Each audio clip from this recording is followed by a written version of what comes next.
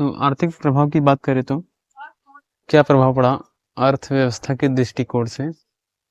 तो अंग्रेज क्या करते थे, दीवानी अधिकार किसके पास था, अंग्रेजों के पास। तो भू राजस्व और भी जो है टैक्स वगैरह अभी कौन वसूलेगा, अंग्रेज, ईस्ट इंडिया कंपनी के अधिकारी अभी वसूलेंगे।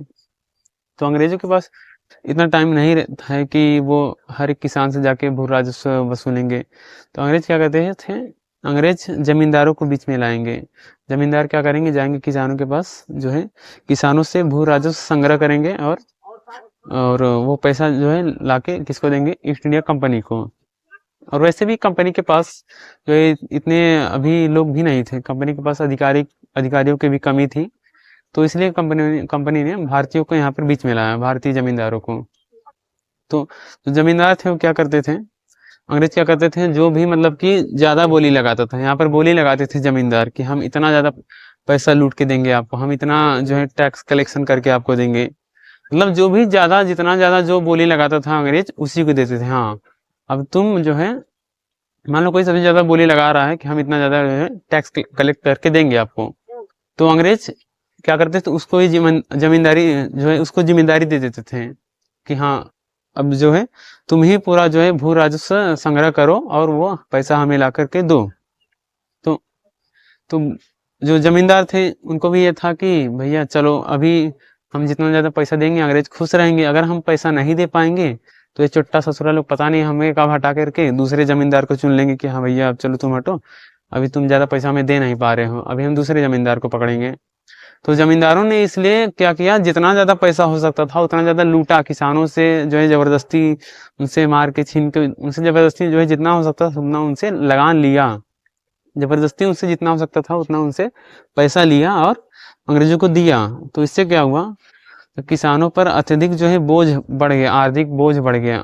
किसान जो है मतलब कि लेते थे लोन वगैरह, मतलब किसी से पैसे उधार वगैरह लेते थे, कर्ज लेते थे, तो किसान उस चक्र में पड़ गए। अभी एक बार किसानों ने लोन लिया, यानी कि किसी से कर्ज लिया किसानों ने, तो उसे चुकता ही नहीं कर पा रहे, क्योंकि किसान जब खेती कर रहा है जमींदार उससे पूरा लूट ले रहा है, अब लूट के अंग्रेजों को दे रहा है।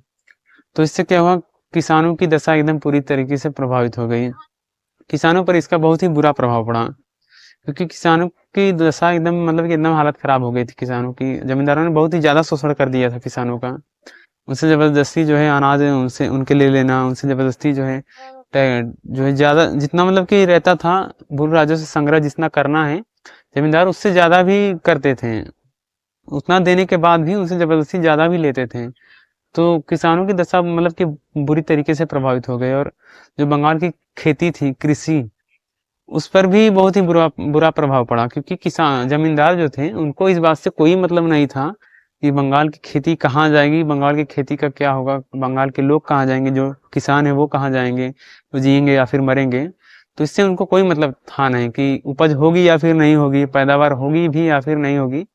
तो इससे क्या हुआ, जो अच्छे खासे जो खेत थे उनमें अच्छी खासी पैदावार होती थी, अच्छी खासी उपज होती थी, वो खेत अभी मतलब कि जंगल टाइप में होने शुरू हो गए थे। अभी धीरे धीरे बंगाल की जो खेती थी वो मतलब कि एकदम नष्ट होने शुरू हो गई थी।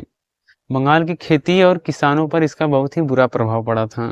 तो इस पॉइंट को भी हम लोग नोट कर लेंगे